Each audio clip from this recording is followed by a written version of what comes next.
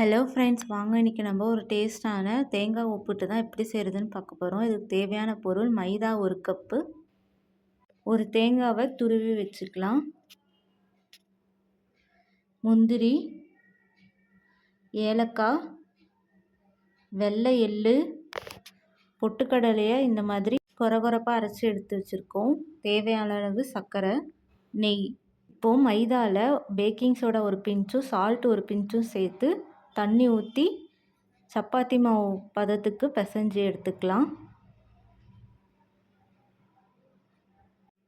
இப்போ இது 20 மினிட்ஸ் ஊறட்டும். இப்போ ஒரு கடாயில் நெய் ஆட் பண்ணி முந்திரி ஆட் பண்ணிக்கலாம், வெள்ளை எள்ளு ஆட் பண்ணிக்கலாம், வறுத்து தனியாக ஒரு பிளேட்டில் எடுத்து வச்சுக்கலாம். இப்போ அதே கடாயில் நெய் ஆட் பண்ணி தேங்காய் சேர்த்து வறுத்து எடுத்துக்கலாம். தேங்காவோட ஈரப்பதம் இல்லாமல் வறுத்து எடுத்துக்கலாம். இப்போ மிக்ஸி ஜாரில் சுகர் சேர்த்து பவுட்ரு பண்ணி எடுத்துக்கலாம். இப்போது அதிலேயே தேங்காய் ஆட் பண்ணி கொரகொரப்பாக அரைச்சி எடுத்துக்கலாம். இந்த அளவுக்கு அரைச்சி எடுத்துக்கலாம். இப்போது இது ஒரு பாத்திரத்தில் மாற்றி ஏலக்காய், முந்திரி, எள்ளு வறுத்து வச்சது, பொட்டுக்கடலை பொடி கொஞ்சமாக ஆட் பண்ணிக்கலாம். நல்லா பிசைஞ்சு இந்த மாதிரி ரவுண்ட் ஷேப்பில் ஒட்டிக்கலாம்.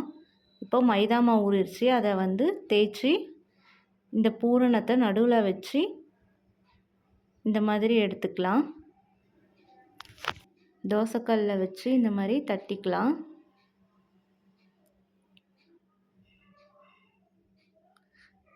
எண்ணெய் ஆட் பண்ணி 2 பக்கமும் கோல்டன் ப்ரௌன் கலரில் வர அளவுக்கு நம்ம வேக வச்சு எடுத்துக்கலாம். அவ்வளோதான் ஃப்ரெண்ட்ஸ், ஒரு டேஸ்டான தேங்காய் உப்புட்டு ரெடி ஆயிடுச்சு. இது கண்டிப்பாக ட்ரை பண்ணி பாருங்கள்.